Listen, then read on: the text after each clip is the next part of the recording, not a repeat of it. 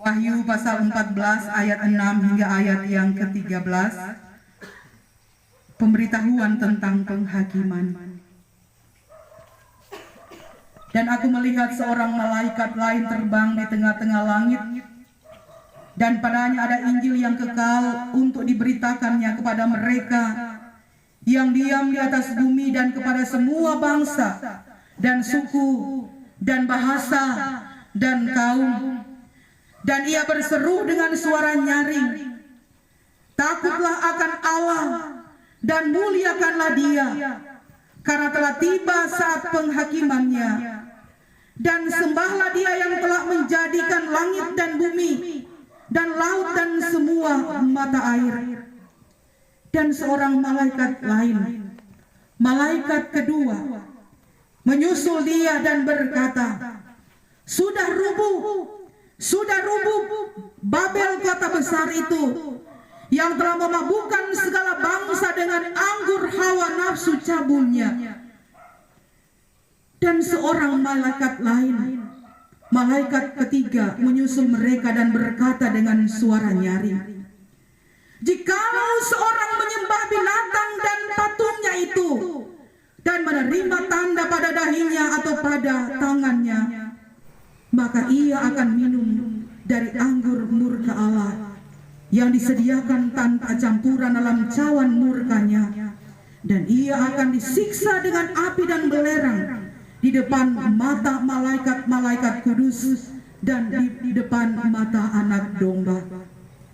Maka asap api yang menyiksa mereka itu naik ke atas sampai selama-lamanya, dan siang malam mereka tidak henti-hentinya disiksa, yaitu mereka yang menyembah binatang serta patungnya itu, dan barang siapa yang telah menerima tanda namanya. Yang penting di sini ialah ketekunan orang-orang kudus yang menuruti perintah Allah dan iman kepada Yesus. Dan aku mendengar suara dari surga berkata, tuliskan, berbahagialah orang-orang mati yang mati dalam Tuhan sejak sekarang ini.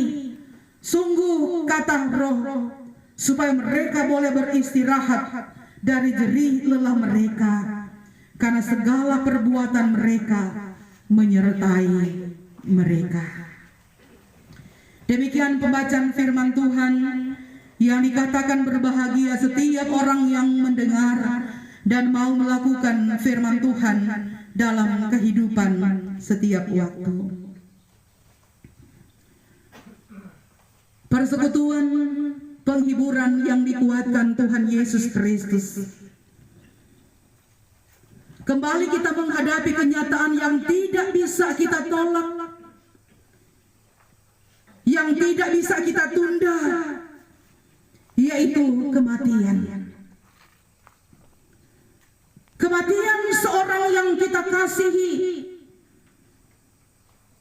orang tua yang senantiasa tidak lelah memberikan nasihat kepada anak-anaknya, kepada jemaatnya, walaupun dalam kelemahan tubuh, masih tetap memberikan petuah, memberikan nasihat, mengingatkan dalam persekutuan berjemaat, mengingatkan hari ulang tahun jemaat, mengingatkan apa yang harus dikerjakan oleh orang-orang muda dalam tugas dan pelayanan. Itulah sosok orang tua Patini yang saya kenal dalam perjalanan kehidupan, walau hanya beberapa saat bersama-sama dengan beliau. Seorang yang selalu memberikan nasihat dan penguatan, sambil terus membagi pengalaman berharga di tengah-tengah perjalanan kehidupan pelayanannya. Dan kini ketika Tuhan telah menentukan batas akhir hidupnya, mengambil kembali milik kepunyaannya dari tengah-tengah persekutuan keluarga yang tidak terlalu berselang lama, mengikuti istri terkasih, Makobeng yang sudah lebih dahulu meninggalkan keluarga. Kita semua sebagai umat Allah ataupun persekutuan jemaat, tentunya kita merasa kehilangan akan orang yang sangat kita kasihi. Apalagi anak-anak, cucu-cucu, saudara bersaudara tentu lebih dan lebih merasa kehilangan, terpisah dengan orang yang sangat dicintai.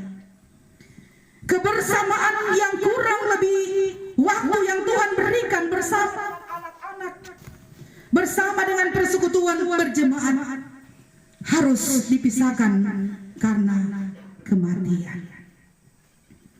Namun kita terus diingatkan dengan belajar dari Tuhan, belajar dari Alkitab, bahwa kenyataan tentang kematian orang percaya itu tidak dipersoalkan. Mengapa dikatakan tidak dipersoalkan? Karena kita melihat ataupun kita membaca dalam bagian-bagian bahkan kesaksian tokoh-tokoh Alkitab mau menyatakan bahwa berbahagialah orang yang mati di dalam Kristus. Rasul Paulus mau mengatakan kematian adalah keuntungan. Dan ini mau memberikan sebuah pengungkapan iman bahwa kematian bukanlah hal yang menakutkan bagi orang-orang percaya. Kematian bukanlah hal yang mau membuat kita berputus asa, seolah-olah tidak memiliki pengharapan dalam kehidupan sebagai umat Allah. Dan untuk itu ketika surat Yohanes kepada Wahid yang terus memberikan penguatan bagi umat Allah, persekutuan gereja di abad-abad mula-mula yang mengalami berbagai macam tantangan yang begitu berat. Ketika mereka harus dipaksa untuk menyembah patung buatan manusia, ketika mereka dipaksa untuk meninggalkan akan Allah yang hidup, tapi kita masih melihat bahwa penyertaan Allah bagi orang-orang percaya, walaupun mereka berhadapan dengan nyawa yang harus dikorbankan, tetapi perkara iman kepada Allah akan tetap dipertahankan. Dan untuk pertahanan iman itu kita mau melihat bagaimana penghargaan Allah bagi orang-orang yang tetap setia, yang terus mengandalkan Tuhan. Dan dikatakan yang terpenting dari semua pergumulan dan tantangan hidup, persoalan hidup yang dialami adalah ketekunan dan kesetiaan untuk memelihara iman. Orang tua kekasih kita yang sudah meninggalkan kita karena kematian telah meninggalkan teladan-teladan di dalam kehidupan yang dia jalani, meninggalkan kenangan-kenangan indah, membagikan akan duka ataupun suka dalam pelayanan kehidupan, dan senantiasa ini semua memberikan penguatan kepada kita sekalian sebagai orang-orang muda yang dipercayakan Tuhan untuk mengemban tugas pelayanan. Dan tentunya kita akan menghadapi pemilihan untuk pelayan-pelayan khusus. Tidak ada seorang pun yang merasa bahwa saya tidak siap. Siapapun yang akan dipilih, tentunya Tuhan yang memilih, dan kita harus melaksanakannya. Tuhan pasti akan memberikan pertolongan. Saudara-saudara persekutuan penghiburan yang dikuatkan Tuhan Yesus Kristus, kita mau melihat di tengah-tengah pergumulan dan tantangan kehidupan umat Allah, di saat surat kepada Yohanes ini mau disampaikan, di mana di situ ada nasihat penghiburan. Sekali lagi ada nasihat penghiburan yang mau memberikan penguatan untuk tetap bertahan dalam iman dan pengharapan hanya kepada Allah. Dan itu berarti ketika kita saat ini pun harus mengalami pergumulan duka, bahkan dalam persekutuan berjemaat, dalam waktu yang begitu dekat, kita harus kehilangan beberapa orang tua kita yang sangat kita cintai, orang tua yang sudah menanamkan nilai-nilai iman dalam perjalanan dan kehidupan yang mereka hadapi.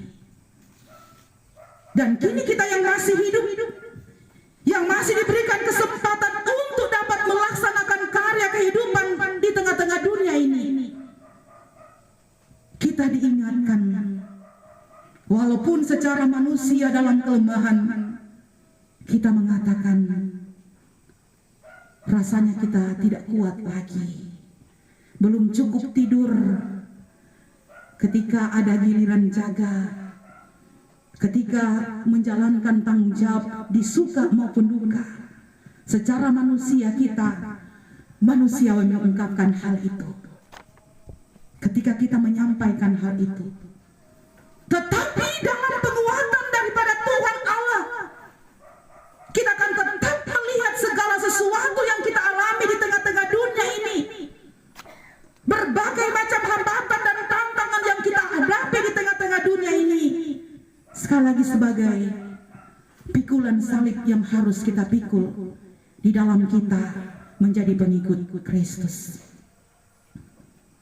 Sehingga terus diingatkan ketekunan dan kesetiaan yang sungguh-sungguh dalam kita mengiring Tuhan.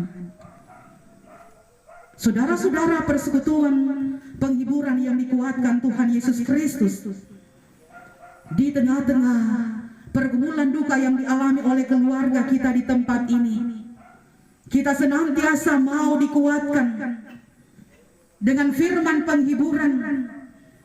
Ketika firman penghiburan yang mengatakan, berbahagialah orang-orang mati yang mati dalam Tuhan sejak sekarang ini. Sungguh kata Roh, supaya mereka boleh beristirahat dari jerih lelah mereka, karena segala perbuatan mereka menyertai mereka. Kalimat ini sangat penting, berarti yang diperhitungkan, yang dicatat dalam buku kehidupan adalah kisah, teladan, ataupun sikap kehidupan yang dijalani semasa kita hidup di tengah-tengah dunia ini. Kalau sudah meninggal, itu berarti sudah selesai, dan itu berarti kebahagiaan